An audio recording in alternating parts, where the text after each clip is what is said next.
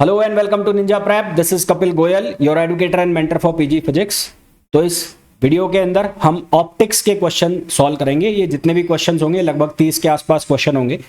ये पीवाईक्यूज हैं अलग अलग एग्जाम के, चाहे फिर वो आरपीएससी का एग्जाम हो, चाहे वो यूपी जीआईसी का एग्जाम हो, यूपी पॉलिटेक्निक का एग्जाम हो, या फिर वो यूकेपीएससी का एग्जाम हो। इन सबके क्वेश्चंस जितने भी आए हुए हैं ऑप्टिक्स के पिछले एक बार के पेपर के, वो सारे मैंने इकट्ठा करके और सारे आपको करा दिए हैं। तो इसी टाइप के क्वेश्चंस आते हैं एग्जाम में, अलग अलग वैरायटी के सारे जितने भी क्वेश्चंस आते हैं वो सारे के सारे इस लेक्चर के अंदर इंक्लूड किए गए हैं। तो अगर आप लोग इन एग्जाम्स में से किसी भी एग्जाम की प्रिपरेशन कर रहे हैं, चाहे यूकेपीएससी की, चाहे यूपी पीजीटी की, चाहे फिर आप आरपीएससी फर्स्ट ग्रेड या सेकंड ग्रेड की प्रिपरेशन कर रहे हैं, जीआईसी का तो शायद आज प्रीलिम्स हो ही जाएगा, तो उसका भी जो एनालिसिस है वो शाम को देखेंगे। तो इन सभी एग्जाम्स की प्रिपरेशन कर रहे हैं तो ये वीडियो आप लोगों के लिए बहुत इंपॉर्टेंट होने वाला है। वीडियो को मैं कंटिन्यू करूं उसके पहले आप लोगों से रिक्वेस्ट रहेगी, प्लीज़ वीडियो को लाइक ज़रूर कर दें और चैनल को सब्सक्राइब ज़रूर कर दें। अगर आपने अभी तक चैनल को सब्सक्राइब नहीं किया है तो पहले जाके प्लीज़ चैनल को सब्सक्राइब ज़रूर करें और वो लाइक वाला जो बटन है उसको भी ज़रूर प्रेस कर दीजिए। तो चलिए स्टार्ट करते हैं। पहला जो क्वेश्चन है उसके अंदर हमें बोला गया है angle of minimum deviation measured with a prism is 30 degree. Deviation angle दिया हुआ है और डेविएशन एंगल को हम लिखते हैं डेल से और उसकी वैल्यू हमें दी हुई है 30 डिग्री और ये मिनिमम डेविएशन एंगल है। और प्रिज्म एंगल जो है उसको हम लिखते हैं ए से, तो प्रिज्म एंगल की वैल्यू दी हुई है 60 डिग्री। हमें रिफ्रैक्टिव इंडेक्स पूछा है प्रिज्म का, तो प्रिज्म मटेरियल का रिफ्रैक्टिव इंडेक्स का फॉर्मूला क्या होता है? वो होता है म्यू इक्वल्स टू साइन, ये होता है A plus del m upon 2 upon sine A by 2 upon sine A by 2, ये फॉर्मूला होता है। तो यहाँ इस फॉर्मूला में वैल्यू रखनी है, तो साइन ए की वैल्यू हम रखेंगे कितनी, 60 डिग्री, और डेल एम की वैल्यू 30 डिग्री, और ये upon 2 upon sine 60 by 2, sine 60 by 2 तो साइन 30 हो जाएगा। तो यहाँ से बनेगा हमारे पास mu equals to sine 45 upon ये हो जाएगा साइन 30 डिग्री। तो साइन 45 की जो वैल्यू है वो बनेगी 1 अपॉन रूट 2 और साइन 30 डिग्री की वैल्यू बनेगी 1 अपॉन 2 जो कि ऊपर जाके 2 हो जाएगा। तो इसको सिंप्लीफाई करेंगे तो आंसर अपने पास कितना आ जाएगा, अंडर रूट 2। तो आंसर कितना आ जाएगा, under root 2, which is option B. Next जो क्वेश्चन है उसमें बोला गया है the focal length of convex lens. तो फोकल लेंथ जो दी है एफ कॉन्वेक्स लेंस की वो है 2.5 centimetre. Magnifying power for minimum distance of distinct vision. तो डिस्टिंक्ट विजन के लिए डी की जो वैल्यू है वो कितनी होती है, 25 होती है। डी की वैल्यू कितनी होती है, 25। डिस्टिंक्ट विजन दिया हुआ है ना यहाँ पर, इसकी जो वैल्यू है वो कितनी है, 2.5 है। अब मैग्नीफाइंग पावर सिंपल माइक्रोस्कोप के लिए, तो फॉर सिंपल माइक्रोस्कोप, तो सिंपल माइक्रोस्कोप के लिए मैग्नीफाइंग पावर m का फॉर्मूला होता है 1 प्लस डी बाई एफ। तो डी की जो वैल्यू है वो 25 है, तो ये कितना हो जाएगा, ये हो जाएगा 1 प्लस डी की वैल्यू 25 और f जो है वो हो गया 2.5, तो ये हो जाएगा कितना, 11, 10। तो ये हो जाएगा 10 प्लस 1 11, तो आंसर हमारे पास कितना आ जाएगा, 11 आ जाएगा। Next, when the angle of incidence on a material is 60 degree. Angle of incidence यानी कि ये वैल्यू 60 डिग्री दी हुई है। The reflected light is completely plane polarised, यानी कि ब्रूस्टर्स लॉ लगेगा। तो ब्रूस्टर्स लॉ लगा दो यहाँ पर, ब्रूस्टर्स लॉ, कंप्लीटली पोलराइज्ड, ये वाली लाइन दी हुई ना, कंप्लीटली पोलराइज्ड हो जाती है तो ब्रूस्टर लॉ लगाना है, ब्रूस्टर्स। तो म्यू इक्वल्स टू कितना हो जाएगा, 10 IP। तो 10 और IP कितना हो गया, 60 डिग्री। तो यहाँ से म्यू की वैल्यू हो जाएगी √3। अब रिफ्रैक्टिव इंडेक्स जो होता है वो होता है C अपॉन V।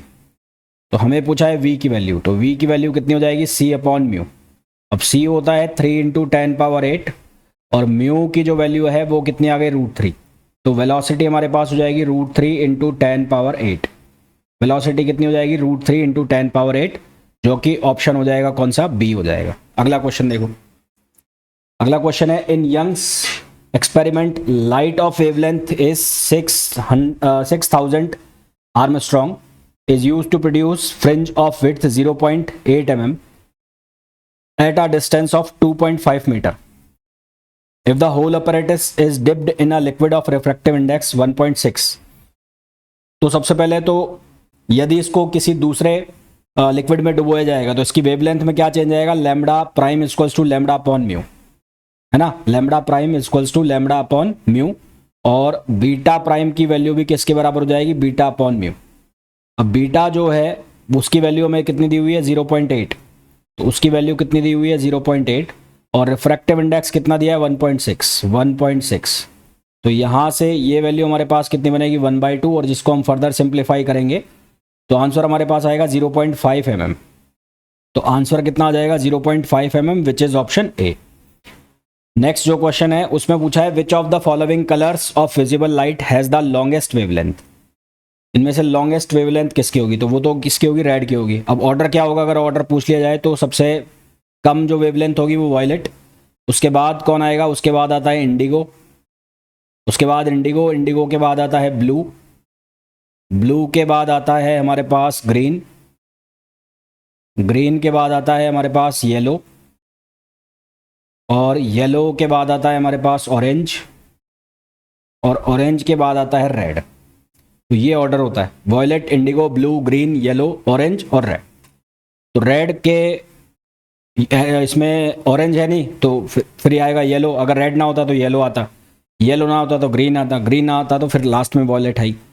फिर अगला क्वेश्चन है the Michelson interferometer was design to study the nature of. Michelson interferometer जो है उसका डिज़ाइन किसके लिए किया गया था, तो आप क्लासिकल मैकेनिक्स पढ़ते हैं तो वहाँ पर हम स्पेशल थियरी ऑफ रिलेटिविटी में पढ़ते हैं ना ईथर, तो वो ईथर आ गया, ईथर। तो किसके लिए डिज़ाइन किया गया था, ईथर के स्टडी के लिए डिज़ाइन किया गया था। अगला है when the white light is pass through a double slit. जब वाइट लाइट को डबल स्लिट से पास कराया जाता है तो इनमें से कौन सा स्टेटमेंट सही होता है। तो जब व्हाइट लाइट को डबल स्लिट से पास कराया जाएगा तो जो सेंट्रल फ्रिंज है वो क्या बन जाएगी, वाइट बन जाएगी, और बाकी जितने भी कलर्स हैं वो सारे के सारे डिसअपियर्ड हो जाएंगे। तो all the bright brands except the central one are disappeared into spectrum. सही आंसर हमारे पास क्या आ जाएगा, सी आ जाएगा। अगला है which of the following phenomena suggest that light में बी ट्रांसवर्स वेव। तो लाइट का जो ट्रांसवर्स नेचर है वो कौन से फिनोमेना से पता लगता है, वो पोलराइजेशन से पता लगता है। इससे पता लगता है पोलराइजेशन। तो हमारे पास जो आंसर है वो क्या आ जाएगा, पोलराइजेशन आ जाएगा। अगला जो क्वेश्चन है उसमें बोला है in Michelson interferometer with monochromatic light. Michelson interferometer के अंदर मोनोक्रोमेटिक लाइट यानी कि एक वर्णीय प्रकाश स्रोत, when mirrors are exactly perpendicular, जब मिरर्स एक दूसरे के एग्जैक्टली परपेंडिकुलर हो तो जो फ्रिंज है वो कैसी बनती है, सर्कुलर बनती है। मिरर्स एक दूसरे के एग्जैक्टली परपेंडिकुलर हो तो जो फ्रिंज है वो कैसी बनती है, सर्कुलर बनती है। ठीक है। अगला है a ray of light is incident on the surface of a glass plate of refractive index 1.5। तो म्यू जो है उसकी वैल्यू है 1.5, और पोलराइजिंग एंगल है, पोलराइजिंग एंगल मतलब ब्रूस्टर्स लॉ लगाओगे यहाँ पर, तो म्यू इक्वल्स टू कितना हो जाएगा 10 IP। तो म्यू की वैल्यू है 1.5, तो ये इक्वल हो गया 10 IP के। तो IP जो है उसकी वैल्यू हो जाएगी 10 इनवर्स 1.5। 10 इनवर्स 1.5 क्या आंसर आ जाएगा 56.3 डिग्री। क्या आंसर आ जाएगा 56.3 degree, which is option A. Next है a parallel beam of light of wavelength 5460 Armstrong is incident at an angle of 30 degree. Incident angle जो है वो कितना दिया हुआ है, 30 डिग्री दिया हुआ है।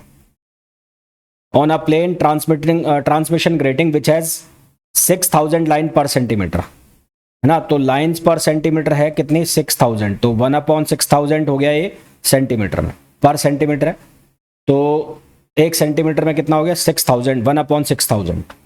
इसको मीटर में कन्वर्ट कर लेंगे, तो इसको मीटर में कन्वर्ट करेंगे तो हमारे पास बनेगा कितना 1.667 इंटू 10⁻⁻6 मीटर। इसको मीटर में कन्वर्ट कर लिया।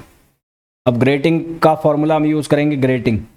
तो ग्रेटिंग फॉर्मूला हम यूज़ करेंगे तो यहाँ पर कौन सा लिखा जाएगा, ये लिखा जाएगा d साइन थीटा। अब यहाँ पर इंसिडेंट एंगल भी दिया हुआ है तो यहाँ पर मैं साइन आई भी लिखूंगा, साइन आई और इक्वल्स टू n लैम्बडा, ये फॉर्मूला यूज़ करेंगे। अब इंसिडेंट एंगल है 30 degree on a plane transmission grating which has 6000 lines per centimetre, the highest order spectrum. नहीं, सीधा यही फॉर्मूला लगा देंगे ना, d साइन थीटा वाला। तो यहाँ पर ये फॉर्मूला यूज़ करेंगे हम, d sine theta equals to n lambda.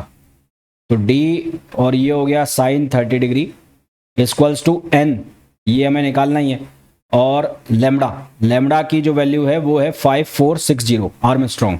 तो 5460 इंटू 10 पावर माइनस 10, तो n की वैल्यू d की वैल्यू हो गई 1.667 into 10 power minus 6, sine 30 degree हो गया 1/2, और ये हो गया 5460 इंटू 10 पावर माइनस 10, तो ये बनेगा 1.667 इंटू 10 पावर 4 इंटू 1 अपॉन ये हो जाएगा 2 इंटू 5460, 2 इंटू 5460, तो आंसर यूज़ करेंगे 1.667 इंटू, डिवाइड करो इसको 5460 से और डिवाइड करो इसको 2 से, तो 1.5 का मतलब अप्रॉक्सीमेटली आंसर 2 आएगा। आंसर हमारे पास कितना आएगा, 2 आएगा। Next, what will be the thickness of a quarter wave plate made of quads for wavelength. तो क्वार्टर वेव प्लेट की बात की गई है, तो टी क्वार्टर वेव प्लेट के लिए फॉर्मूला होता है लैम्बडा अपॉन 4, ये आ जाएगा mu naught minus mu E. तो लैम्बडा की वैल्यू कितनी है, लैम्बडा की वैल्यू है 5000 आर्मस्ट्रॉन्ग, यानी कि 10 पावर माइनस 10 हो जाएगा। 4 म्यू नॉट कितना हो गया 1.553 माइनस म्यू ई कितना हो गया 1.543, तो इसको सॉल्व करेंगे तो ये होगा 5000 यानी कि ये अपॉन 4, और यहाँ बचेगा 0.010।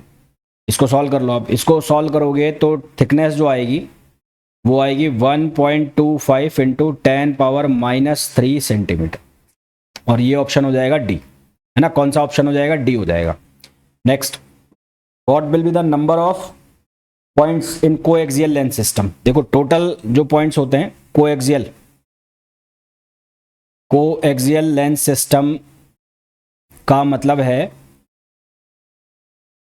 Lenses with same principal axes, lenses with same principal axes. इस केस में टोटल पॉइंट्स जो होते हैं वो 6 होते हैं। टोटल पॉइंट्स कितने होते हैं, 6। इस 6 में से 2 फोकल पॉइंट, 2 होते हैं प्रिंसिपल पॉइंट, और 2 जो पॉइंट्स होते हैं वो होते हैं नोडल पॉइंट्स, 2 नोडल। आंसर हमारे पास क्या आ जाएगा, 2, सी। ऑप्शन क्या आ जाएगा, सी आ जाएगा। अगला देखो, a beam of circularly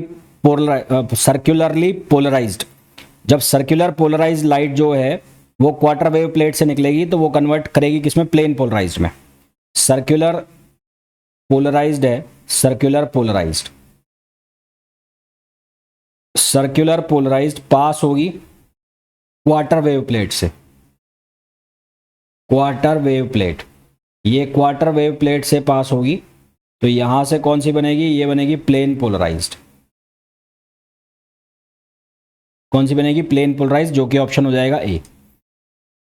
ratio of intensity of 2 waves is 1:9, तो I1 रेशो जो I2 है वो दिया हुआ है 1:9। What will be the ratio of maximum intensity to minimum intensity.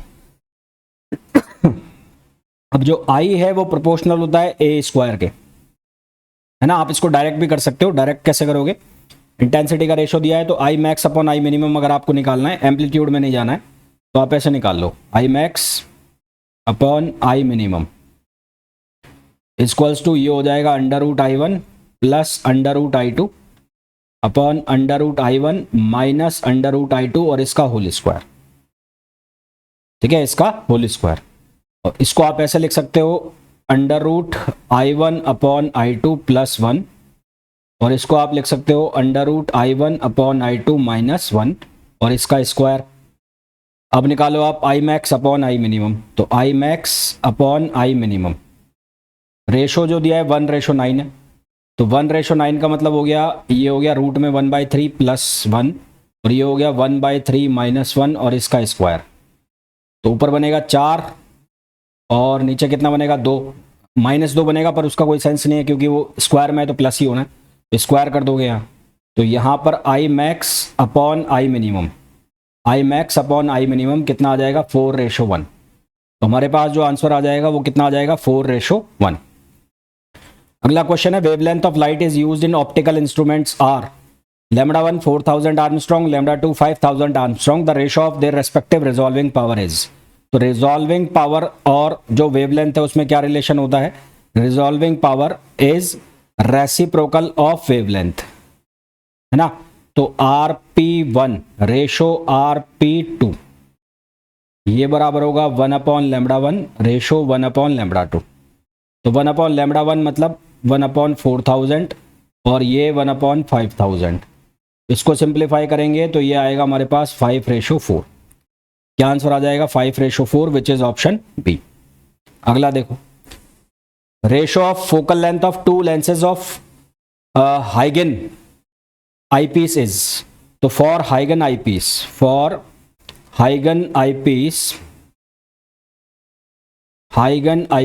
तो हाइगन जो आईपीस है उसके लिए फील्ड लेंस की जो फोकल लेंस है, फील्ड लेंस फोकल लेंथ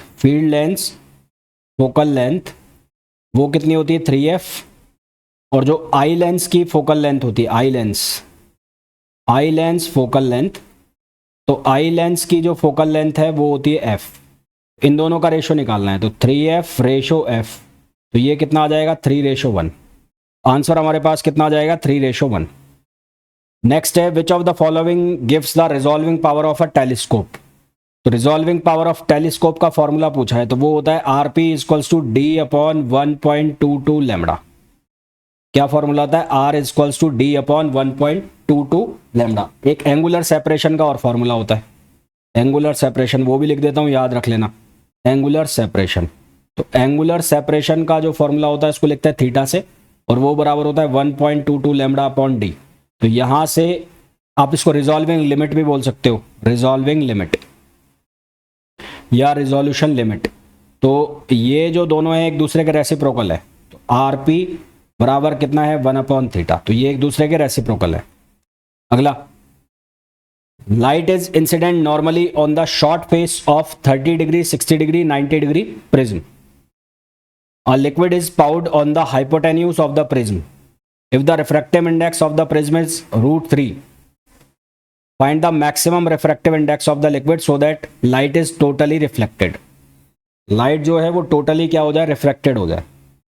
यहां पर बोला है लाइट इज इंसिडेंट नॉर्मली, तो लाइट जो इंसिडेंट करती है वो नॉर्मली इंसिडेंट करती है on short face of 30 degree, 60 degree, 90 degree prism. A liquid is poured on the hypotenuse of the frame. Refractive index of the prism दिया हुआ है √3। तो प्रिज्म का जो रिफ्रैक्टिव इंडेक्स है वो गिवन है √3 है।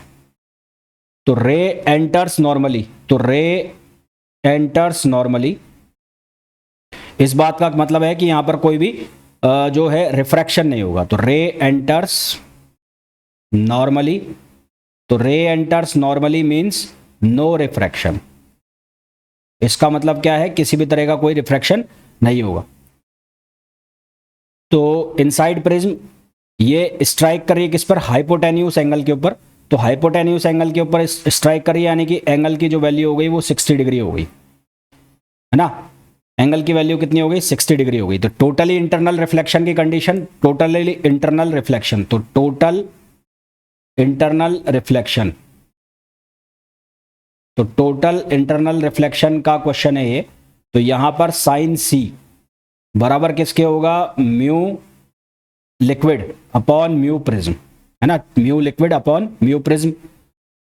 तो यहां पर जो C एंगल है C वो कितना है? 60 डिग्री है। तो sine 60 degree equals to mu L हमें निकालना है, म्यू प्रिज्म की वैल्यू में √3 दी है। साइन 60 डिग्री जो है उसकी वैल्यू कितनी है? √3/2। म्यू L हमें निकालना है और ये √3 है। तो यहां से म्यू L की वैल्यू आ गई 3/2, और 3/2 का मतलब हो गया 1.5।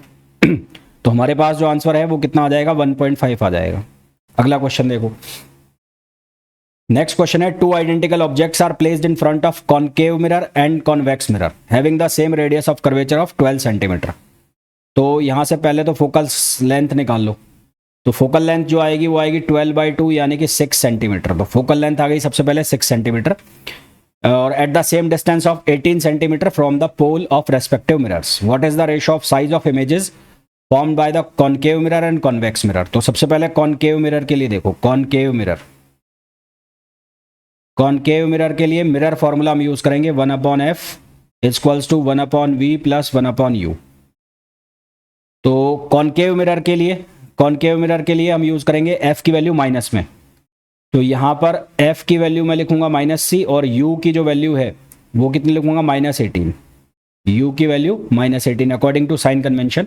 तो यहाँ पर ये वैल्यू रखेंगे तो -1/6, ये रखूंगा +1/v और ये -1/18। तो यहाँ से v की वैल्यू आएगी हमारे पास -9।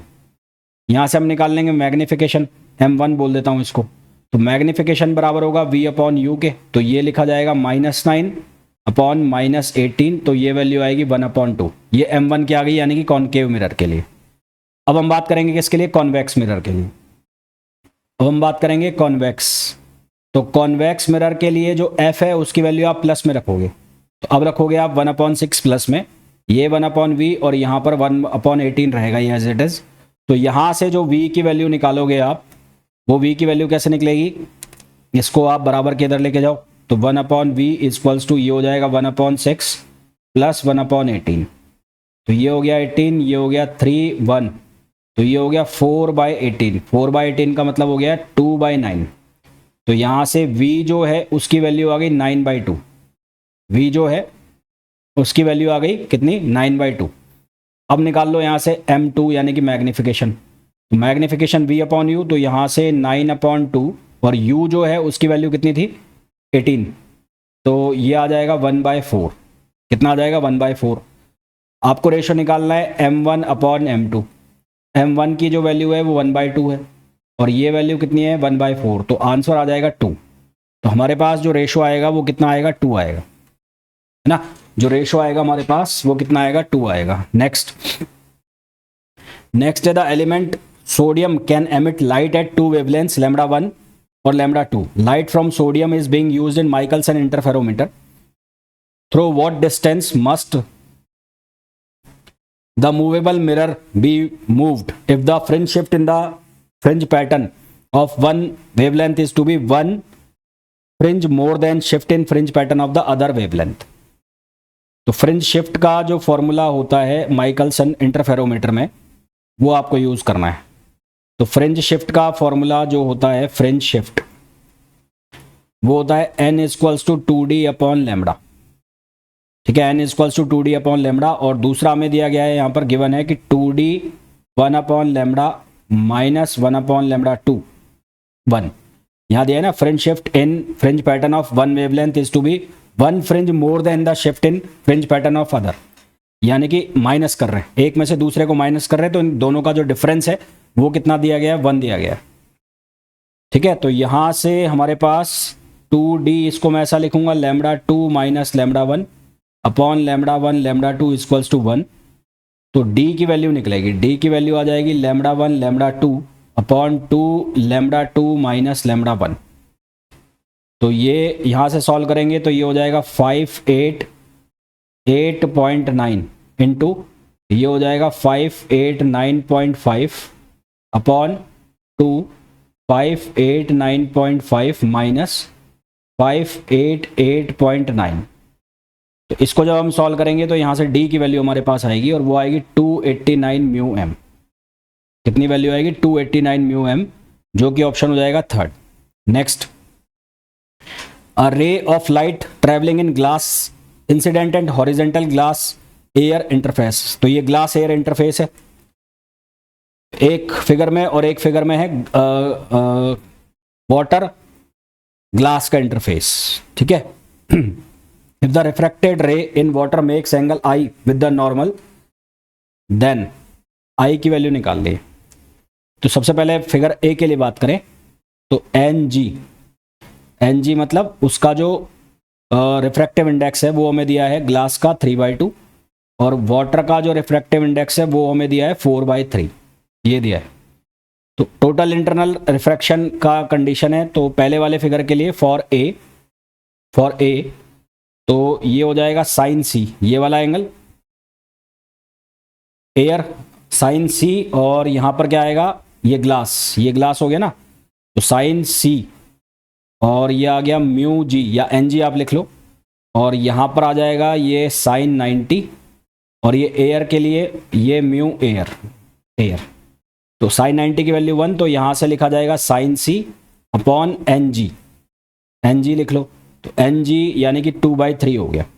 तो पहले केस में साइन सी की जो वैल्यू है वो 2/3 आ गई। अब सेकंड केस के लिए बात करें तो फॉर बी, तो बी के लिए साइन सी अपॉन साइन आई, तो साइन सी के साथ तो क्या आ जाएगा म्यू जी, एन जी सॉरी, और यहां पर क्या आ जाएगा वाटर, एन डब्ल्यू, ये आ जाएगा। अब साइन सी की जो वैल्यू है वो आ गई है 2/3, तो ये वैल्यू 2/3 और sine I as it is लिख दो आप। और एन डब्ल्यू जो है उसकी वैल्यू कितनी हो गई 4/3, और ये जो वैल्यू है एन जी की वैल्यू ये हो गई 3/2, है ना, 3/2 हो गई। हाँ जी, तो यहाँ से क्या क्या कट रहा है, ये 3 से 3 कट गया और ये 2 2 जा हो गया 4, तो 1 साइन आई इक्वल्स टू, ये 2 ऊपर पहुंचेगा तो ये होगा 4/3, तो यहाँ से साइन आई इक्वल्स टू हो जाएगा 3/4, तो आई की वैल्यू हो जाएगी साइन इनवर्स 3/4, आई की वैल्यू कितनी हो जाएगी साइन इनवर्स 3/4, जो कि ऑप्शन हो जाएगा कौन सा, थर्ड ऑप्शन हो जाएगा। Next, if the refractive indices of flint glass for red yellow and violet light, तो म्यू आर आपको गिवन है 1.613, उसके बाद म्यू येलो, येलो कितना है 1.620, और उसके बाद वॉयलेट, तो म्यू वॉयलेट आपको गिवन है कितना 1.632, ये गिवन है। डिस्पर्सिव पावर निकालनी है तो उसका फॉर्मूला आपको लगाना है, तो omega equals to mu V minus mu R upon mu Y minus 1, तो 1.632 माइनस आर कितना 1.613, येलो 1.620 में से माइनस करना है 1 को, तो आंसर हमारे पास कितना आएगा, ये आएगा 0.0306, क्या आंसर आएगा 0.0306। Next, focal length of a thin plano convex lens is 40 centimetre and refractive index of material is 1.5, the radius of curvature of its convex surface is, formula हमारे पास 1/f equals to mu minus 1, ये 1/r1 minus 1/r2, तो plano thin plano convex lens है, तो R2 जो है plane surface के लिए कितना हो जाएगा 0, इनफाइनाइट सॉरी, प्लेन सरफेस के लिए R2 की वैल्यू कितनी हो जाएगी इनफाइनाइट, और R1 की वैल्यू आप ले लो R, तो यहां से ये फॉर्मूला बन जाएगा 1/f equals to mu minus 1 और इंटू 1/r, ये फॉर्मूला बन गया। अब हमें दिया हुआ है फोकल लेंथ 1/40, तो ये रखूंगा मैं 1/40, यहाँ पर आ जाएगा 1.5 माइनस 1 और अपॉन आर ये हो गया, तो यहाँ से आर को सॉल्व करेंगे तो ये आ जाएगा 20 सेंटीमीटर, आर की जो वैल्यू है वो कितनी आ जाएगी 20 सेंटीमीटर आ जाएगी। नेक्स्ट क्वेश्चन देखो, unpolarised light of intensity I0 passes through two coaxial polarides P1 and P2. The transmission axis of P2 is rotated by 30 degree with respect to P1. What is the intensity of transmitted light after P2? तो after first Polaroid, after first Polaroid, first Polaroid के बाद, first Polaroid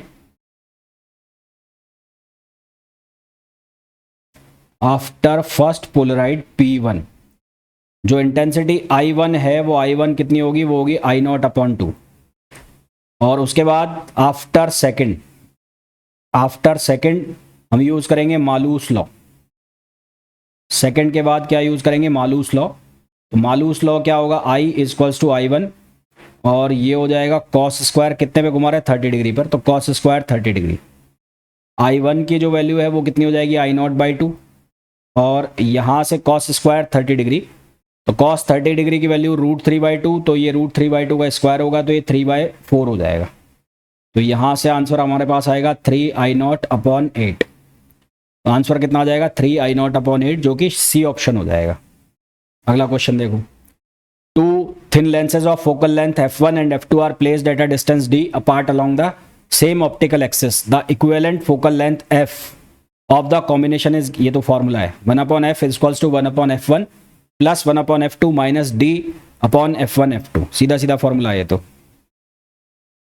next question देखो, a convex lens and concave lens are placed in contact, combination बनाया उनका। The ratio of magnitude of power of convex lens to that of convex, तो P1 एक को बोल लो और एक को P2 बोल लो, तो इनके पावर का जो रेशो है वो 4:3 है।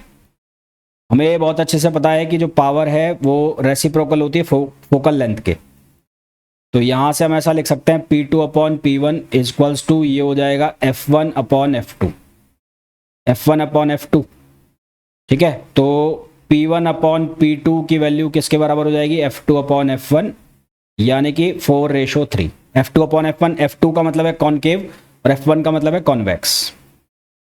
हमें गिवन है कि कॉन्वेक्स लेंस जो है उसकी फोकल लेंथ है 12, तो गिवन है कि जो F1 है वो है 12 सेंटीमीटर, तो यहाँ से आप क्या निकाल लोगे, F2 निकाल लोगे, तो F2 आ जाएगा 4/3 इंटू 12, तो ये कितना हो जाएगा 16 सेंटीमीटर F2 की वैल्यू।